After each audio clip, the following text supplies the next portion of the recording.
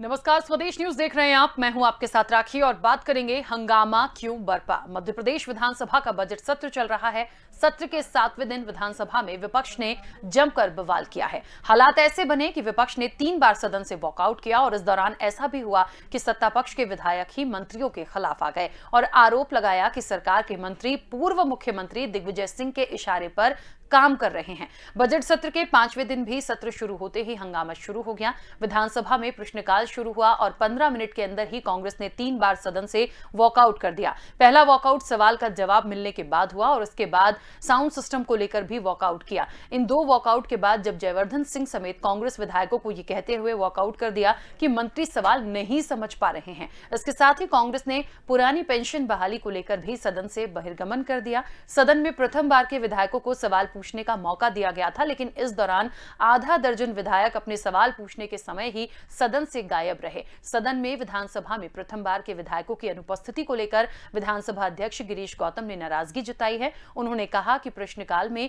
प्रथम बार के विधायकों का अनुपस्थित रहना चिंता का विषय है। सदन में यह हंगामा क्यों बरपा, वो कौन से मसले थे जो विपक्ष उठाना चाहता था और सरकार ने उसे सुना नहीं, इस पर पूरी चर्चा को मैं आगे बढ़ाऊंगी। लेकिन आपको बता दूं कि यह हंगामा तो होता ही रहता है, लेकिन महत्वपूर्ण यह होता है कि जब बजट सत्र चल रहा है, महत्वपूर्ण मुद्दों पर चर्चा होनी चाहिए।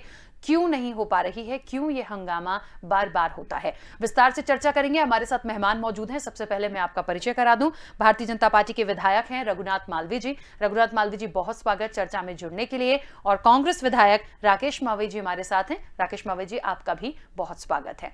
मैं चर्चा की शुरुआत सबसे पहले रघुनाथ मालवीय जी आपसे करना चाहती हूं। एक ये बात बार बार आती है, विपक्ष तो देखिए विपक्ष में है, वो यदि संतुष्ट नहीं होंगे तो हंगामा तो होना ही है। लेकिन ये जो बात आ रही है कि या तो सवाल को ठीक से समझ नहीं पा रहे हैं मंत्री, जवाब ठीक से नहीं दे पा रहे हैं, दूसरा ये कि आज थोड़ा सा कुछ इस तरह की स्थितियां भी हुई कि जो सत्ता पक्ष के जो विधायक हैं वो अपने ही मंत्रियों को घेरते नजर आए कि पूर्व मुख्यमंत्री दिग्विजय सिंह के कहने पे काम कर रहे हैं। तो ये दिग्विजय सिंह का नाम जो है ये भारतीय जनता पार्टी में कब से कहां से आने लगा?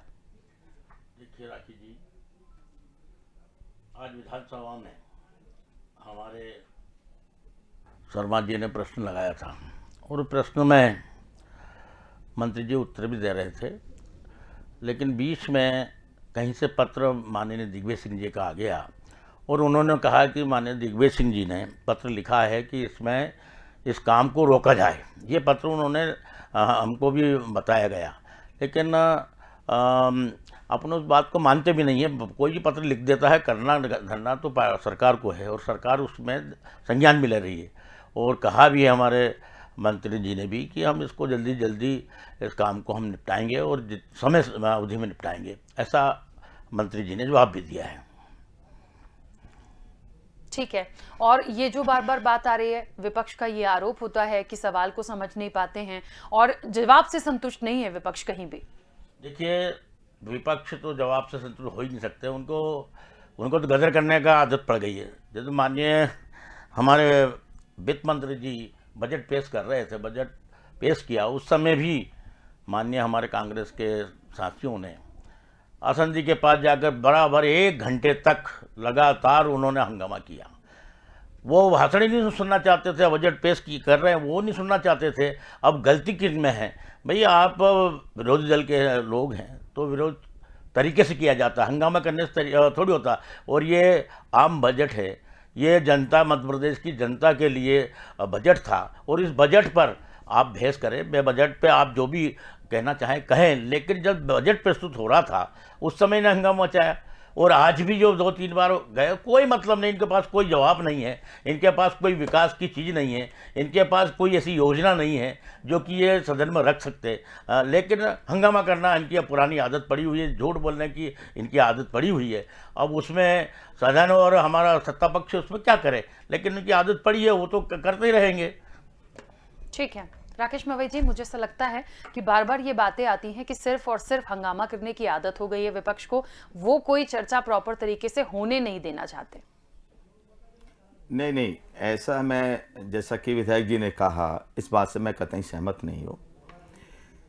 जहाँ विपक्ष सवाल करता है और मंत्री उसका ठीक से जवाब नहीं दे पाए और बार बार ये रिपीट होता है, बार बार कहते हैं और विधानसभा अध्यक्ष भी कहते हैं माननीय मंत्री जी, माननीय सदस्य का ये सवाल है, इसका जवाब क्या है। उसके बाद भी फिर वो गोलमोल जवाब, फिर बाकी बाद फिर वो होता है, बार बार ऐसा ही होता है। जब पूर्ण तरह से किसी प्रश्न का जवाब नहीं मिलेगा तो फिर हंगामा तो होगा ही। या तो मंत्री किसी प्रकार की तैयारी नहीं करके ले आते हैं या उनको ज्ञान नहीं है। तो जब विपक्ष के सवाल का जवाब पूर्ण तरह से नहीं मिलता है तो फिर क्या होना चाहिए।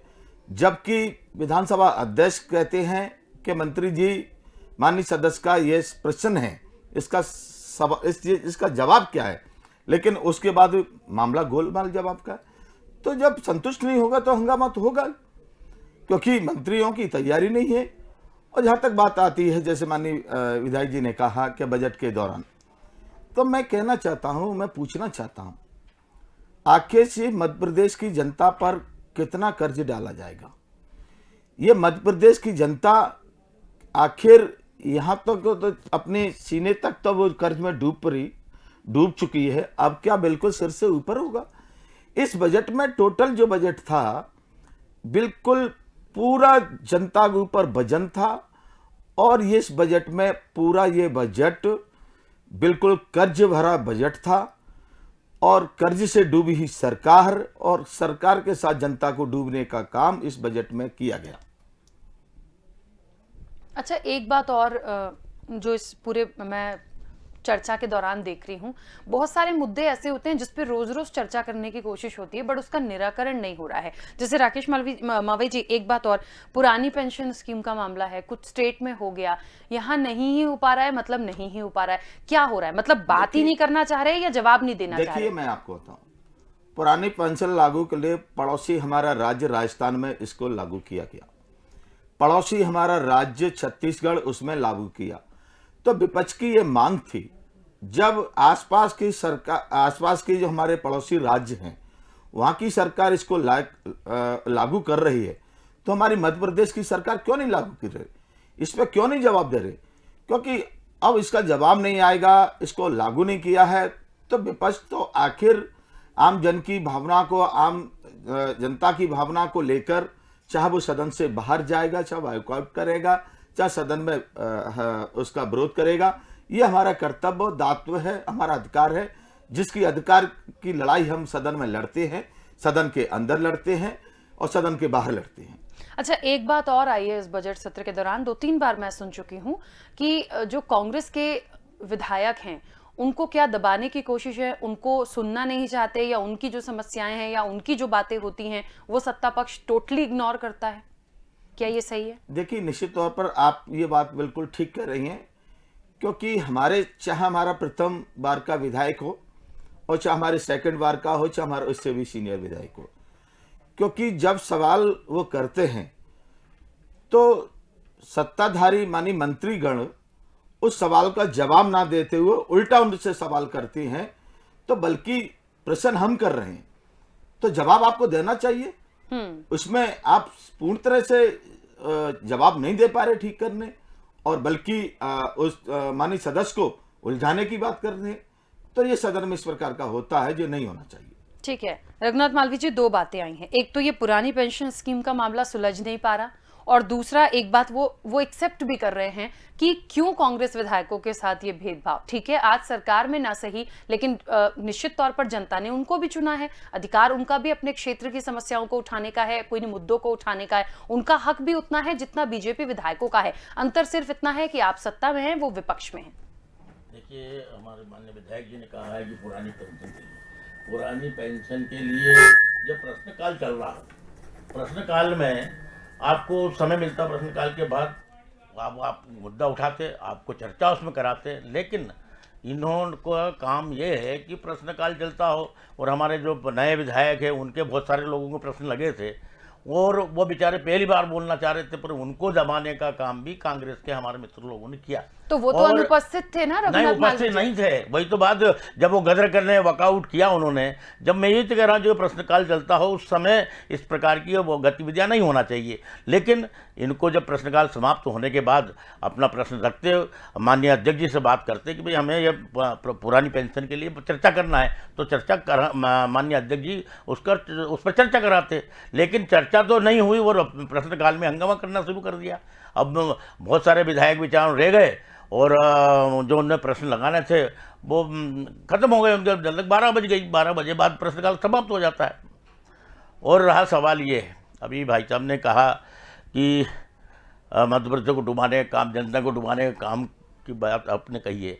मैं हमारे पूरे कांग्रेस के मित्रों से भी कहना चाहता हूँ, पूरे मध्य प्रदेश के लोगों को भी कहना चाहता हूँ कि मध्य प्रदेश की सरकार ने इस जनता के हित में बहुत सारी योजनाएं लागू की है, इस बजट में लाए हैं। जैसे पानी, बिजली, सड़क, ये सारी चीज़ें उसमें जोड़ी गई है। और हमारे विधायकों का भी जो विधायक निधि होती है उसको भी हमारे मुख्यमंत्री जी ने उसको बढ़ाया है। साथ ही मध्य प्रदेश को विकास के पथ पे ले जाने का काम हमारे माननीय मुख्यमंत्री जी कर रहे हैं।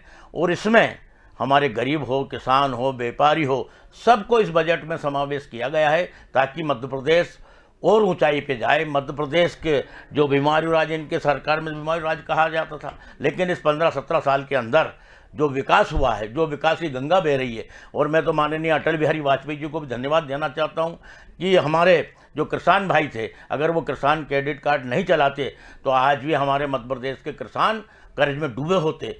और उस समय कांग्रेस की सरकार में हमारे 18% हमारे किसानों भाइयों को ब्याज लगता है। लेकिन मैं धन्यवाद देना चाहता हूँ मुख्यमंत्री जी को, जिन्होंने 0% पे ब्याज हमारे किसान भाइयों को दिया।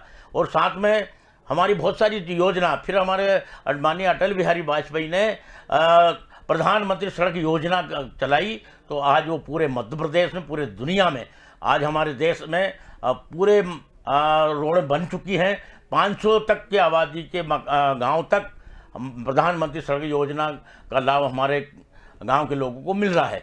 और उसके बाद उन्होंने नदी जोड़ों का काम किया। तो मैं धन्यवाद देना चाहता हूं मुख्यमंत्री जी को भी कि उन्होंने हमारे नर्मदा सिपरा योजना चालू की। और मेरे क्षेत्र में भी अभी पार्वती नर्मदा लिंक योजना चल रही है, पूरे पाइपलाइन खुद रहे हैं।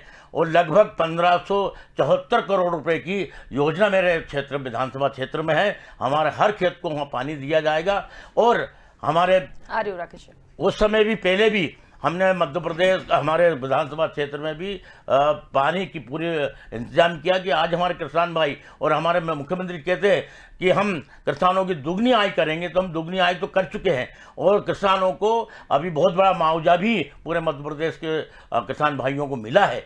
ये भारतीय जनता पार्टी की सरकार है, जनता की सरकार है और ये जनता के लिए भलाई का काम करती है। और अभी मैं कोरोना काल में भी मैं हमारे भारतीय जनता पार्टी के कार्यकर्ताओं को भी धन्यवाद देना चाहता हूं कि कोरोना काल में मैं भी 2 बार कोरोना पॉजिटिव हुआ हूं, लेकिन हमने जनता की सेवा करने के लिए कहीं पीछे नहीं रहे, जनता के बीच में रहे, जनता को जागृत करने का काम किया।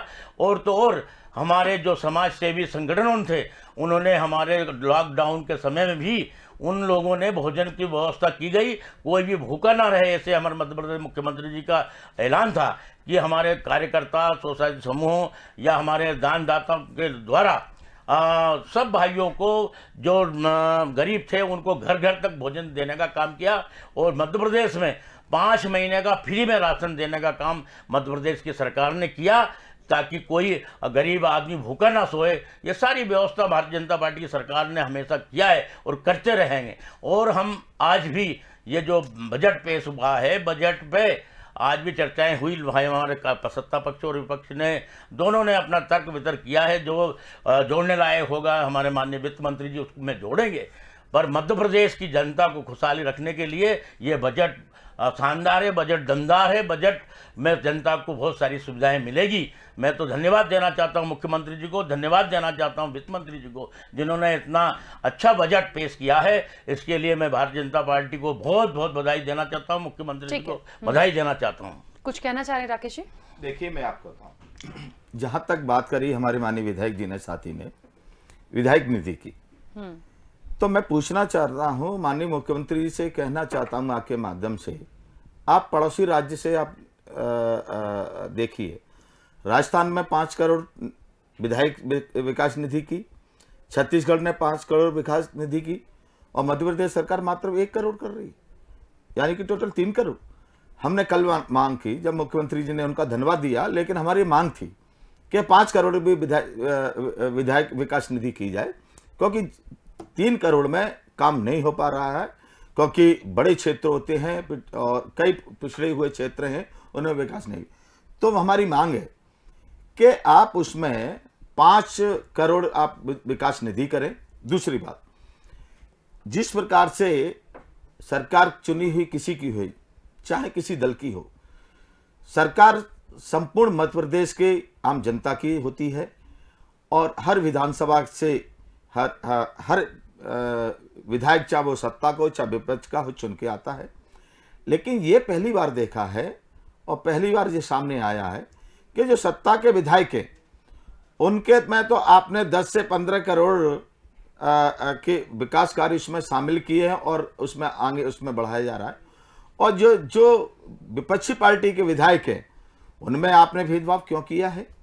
चुनी हुई सरकार जब चुन जाती है तो संपूर्ण जनता की हो जाती है, और संपूर्ण क्षेत्र की जिम्मेदारी और जनता की विकास की जिम्मेदारी चुनी हुई सरकार की होती है। ये भेदभाव माननीय मुख्यमंत्री ने और इस सरकार मुख्यमंत्री जी ने और इस सरकार ने किया, जो इनको नहीं करना चाहिए। जहाँ तक बात आती है कोविड की, कोविड के समय जो बिल कोविड के समय कोविड के बाद माननीय मुख्यमंत्री जी ने ये वादा किया, उन्होंने घोषणा की थी कि कोविड काल के सारे बिल माफ किए जाएंगे। लेकिन फिर जो हुआ कि इसमें 40% बिल माफ किए जा रहे, 60% उन्होंने भर रहे। जब बार बार विपक्ष इस मुद्दे को उठाता था, बार बार विपक्ष इस बात को उठाता था कि माननीय मुख्यमंत्री जी आपकी घोषणा का क्या हुआ, आपने जो, तो मजबूरन आकर सरकार को ये फैसला फिर लेना पड़ा। इसके लिए हम धन्यवाद देते हैं मुख्यमंत्री जी को। विकास में आगे बढ़ाने का मैं उदाहरण के तौर पर कहता हूं, लोकसभा का चुनाव हो चाहे विधानसभा का चुनाव हो, इसी लोकसभा के चुनाव में 19 में माननीय मुख्यमंत्री जी मुरैना में गए थे। उन्होंने कहा कि आप हमारा सांसद चुनिए, हम आपको मेडिकल कॉलेज देंगे। मैं मांग करता हूं और मैंने मांग की है, मैंने ध्यान आकर्षित में भी लगाया है और सदन में भी मैंने बोला है कि माननीय मुख्यमंत्री जी, आपने लोकसभा के चुनाव में ये घोषणा की कि हमारा सांसद जीत जाएगा, तो हम सांसद को जिताओ, हम जहाँ पे मेडिकल कॉलेज है। तो आपने इस वादे को पूरे, ऐसे तमाम उदाहरण हैं। मुरैना जिले में मुख्यमंत्री जी ने दौरे किए होंगे पूरे 15 वर्ष में और घोषणा की होंगी, उसमें मैं समझता हूं कि 35 से 40% क्या 25 से 30% घोषणा का अमल किया होगा। बकाया बिल्कुल पूर्ण तरह से वो पट्टिका लगी हुई है और इसके अलावा विकास वो कार्य प्रारंभ भी नहीं हुआ है। तो ऐसी घोषणा क्यों करते हैं? जब आपके पास पूरा बजट नहीं है, आपके पास बजट है, आपके पास पैसा है, तो ऐसी घोषणा करें। तो मैं कहना चाहता हूं इस प्रकार की घोषणा नहीं करना चाहिए।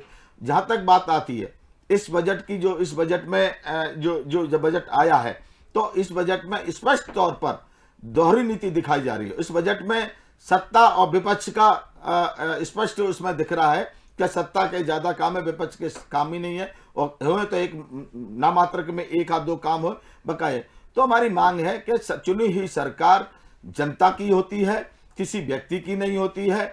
और क्योंकि आज चाहे सरकार का विधायक हो और चाहे वो विपक्ष का विधायक हो, आखिर पैसा तो जनता का आता है सरकार में, और पैसा तो जनता का होता है जिसको विकास में सरकार लगाती है। अब इसको ये कहें कोई कि सब भाई हमने ये कराया और उसने ये नहीं कराया, तो जेब से कोई नहीं कराता। ये पूरा पैसा जनता का सरकार में, चाहे केंद्र में बैठी हुई सरकार हो और चाहे प्रदेश में बैठी हुई सरकार, किसी भी दल की हो। विपक्ष का विधायक होगा वो भी सत्ता सरकार से कराएगा, केंद्र की हो चाहे प्रदेश की हो। सत्ता का विधायक होगा उसमें भी पैसा सरकार से लेगा, केंद्र की चाहे वो प्रदेश की हो।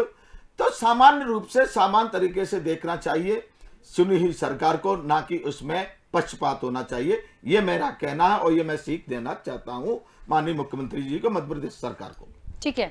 रघुनाथ मालवीय जी, अपनी बात रखिएगा। एक छोटा सा सवाल है यहाँ पे कि बार बार ये जो हम बात कर रहे हैं या जो बात आ रही है, कुछ मुद्दे हैं जिन पर चर्चा होना बहुत जरूरी है, जिन पर उम्मीद है इस सत्र के दौरान कि कोई निर्णय सामने आ जाए। वो आ पाएगा या ये ऐसे ही धीरे धीरे निकल जाएगा? क्योंकि बीच में फिर होली आ जाएगी, तो वहां पे भी आप समझ लीजिए 1-2 दिन ऐसे ही निकल जाने। तो निश्चित तौर पर यह महत्वपूर्ण है कि कुछ महत्वपूर्ण जिन पर चर्चा होनी है, चाहे पेंशन का मामला हो, चाहे और चीजों का मामला हो, वो तो कम से कम सार्थक रूप से उनका कुछ हल निकले।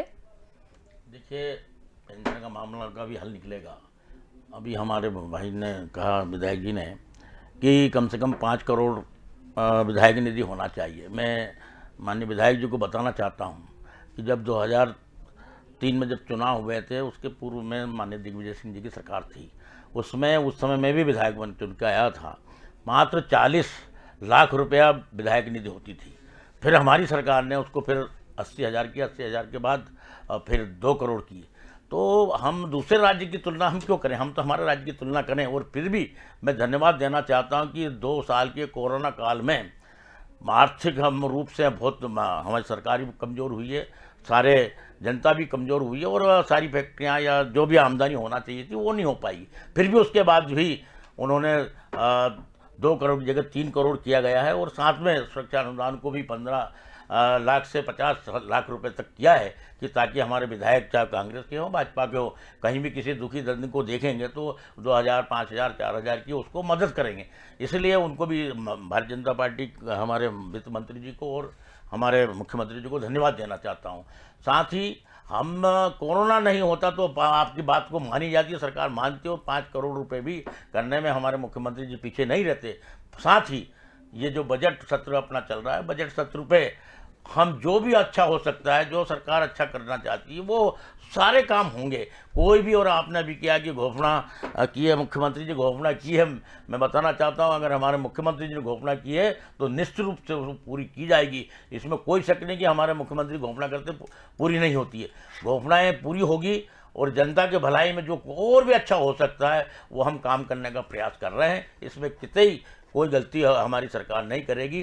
साथ ही हमारे ना मंत्रियों को कोई जवाब देने में पीछे है, और हम तो ये कहना चाहते हैं सब मिलकर इस सदन को चलाना चाहिए, और इसमें वर्कआउट करने का भी कोई अर्थ नहीं होता है। अपनी बात पटल पर रखिए, निश्चित रूप से उसमें आप लोगों का भला भी होगा और जनता का भला होगा। मैं तो ये भी कहना चाहता हूँ, पक्ष विपक्ष 2 दल होते हैं, 2 दल अगर हम कभी थोड़ी बहुत गलती करते हैं तो विपक्ष का काम है कि वो उस गलती को सुधारने का हमें मौका भी दे, और हम करते भी हैं, और विपक्ष का काम भी यही है। और सत्ता पक्ष का भी काम है कि जनता जनार्दन के लिए जो भी अच्छा हो सकता है, जो अगर विपक्ष सुझाव देता है तो विपक्ष की बात भी गंभीरता से सुनी जाती है और उस पर अमल भी किया जाता है। देखिए, मुझे तो ऐसा लगता है जिस तरह से अभी यहाँ पे बात हो रही है, यदि इतनी समझदारी से वहां पे सब हो जाए तो ये तो वॉकआउट ही नहीं होगा, हंगामा ही नहीं होगा, पर ऐसा होता नहीं है ना। ठीक है, समय की सीमा है। राकेश मालवीय जी, जल्दी से अपनी बात रखिएगा। देखिए, मेरी एक बात और है, यहाँ पर आजकल ये हो रहा है कि मध्य प्रदेश की सरकार, मध्य प्रदेश में जहां भी सरकारी जमीन है उनको बेच रही है। आखिर ये सारी जमीन बेची जा रही है, और इस प्रकार से सारी जमीन बिच गई तो आने वाले भविष्य में हमारी जो कार्य योजना है, तो हम क्या किसी के प्राइवेट लैंड या किसी के प्राइवेट खेत में थोड़ी उसको विकास करेंगे। उदाहरण के तौर पर मेरे मुरैना जिले में अंबा बस स्टैंड बेचा गया। मेरे मुरैना जिले में, मेरी विधानसभा में मुरैना बस स्टैंड की जमीन बेची गई। मेरे मुरैना जिले में जो शक्कर मिल का कारखाना था उसको चालू कराना था। माननीय मुख्यमंत्री जी हर विधानसभा चुनाव में, हर लोकसभा चुनाव में उसको चालू कराने का वादा किया गया था। आप उसकी जमीन को बेच रहे हैं, तो ये क्या हो रहा है? आखिर ये जमीनें क्यों बेची जा रही हैं? इसका पैसे का क्या किया जा रहा है? अगर ये सारी जमीनें मध्य प्रदेश की बेची जाएंगी तो आने वाले भविष्य में विकास किस जमीन पे होगा, आधारशिला किस पर रखी जाएगी? इसको हमारा कहना है, हम इसका विरोध करते हैं, और ये हम कहना चाहते हैं माननीय मुख्यमंत्री जी को कि ये जमीन बेचना आप बंद करें। माननीय विधायक जी, मैं आप लोगों को बताना चाहता हूँ कि जो बाहुबली लोगों ने कब्जा कर रखा है जमीन पे, वो जमीन खाली की जा रही है। जिनके पास 50-50 एकड़, 25-25 एकड़ जमीन है। मैं उसकी नहीं कह रहा, मैं उसकी बात कर, मैंने तो सरकारी जमीन बेचने की बात करी है। मैंने कहा अंबा, मेरे मुरैना जिले में अंबा का बस स्टैंड की जमीन बेची गई। मेरे विधानसभा में मुरैना बस स्टैंड की जमीन बेची गई। मेरे जिले मुरैना में शुगर मिल कारखाने की जो जमीन, शुगर मिल को चालू कराना था, उसको वो बंद पड़ा है और बंद के अलग उस शुगर मिल की जमीन को बेचा जा रहा है। और तमाम ऐसे सैकड़ों हजारों की संख्या में किसान हैं, उनका जो गन्ना का जो पैसा था वो नहीं दिया गया है, बल्कि उसको तो चालू कराना चाहिए था। माननीय मुख्यमंत्री घोषणा भी की थी, लोकसभा में की, विधानसभा में की, आप उसको चालू ना कराते हुए बल्कि उसको जमीन को बेच रहे हैं। तो आखिर हम किसी प्रकार कोई नया प्रोजेक्ट सरकार लाएगी, नया प्रोजेक्ट कोई होगा तो हम किस में बनाएंगे? देखिए, मुझे लगता जमीन है सरकारी बेची जाएगी तो हमारा प्रोजेक्ट क्या पे बनेगा? ठीक है, ये कुछ पॉइंट्स ऐसे हैं जो वाकई चिंता का विषय है और चर्चा इस पर भी होनी चाहिए और मुझे लगता है सत्ता पक्ष को गंभीरता से लेना चाहिए। फिलहाल समय की सीमा है। आप दोनों का बहुत शुक्रिया इस चर्चा में शामिल होने के लिए। तो हम चर्चा कर रहे थे हंगामा क्यों बरपा। जिस तरह से अभी बातचीत हुई है, यदि वहां हो जाए सदन के अंदर तो मुझे लगता है हंगामा ही ना हो, लेकिन फिर भी होता है क्योंकि ये एक कहते हैं ना, दो पहलू हैं, एक पक्ष है तो एक दूसरा विपक्ष है और अब बिना हंगामे के तो कोई चर्चा कभी हुई नहीं है, तो कैसे हो सकती है? खैर, देखते हैं आने वाले समय में जो महत्वपूर्ण पॉइंट्स यहां उठे हैं और जो चीजें हैं जिन पर अभी भी लड़ाई झगड़े चल रहे हैं, उनका कोई हल निकलता है या नहीं। चर्चा में इतना ही, दीजिए इजाजत, नमस्कार।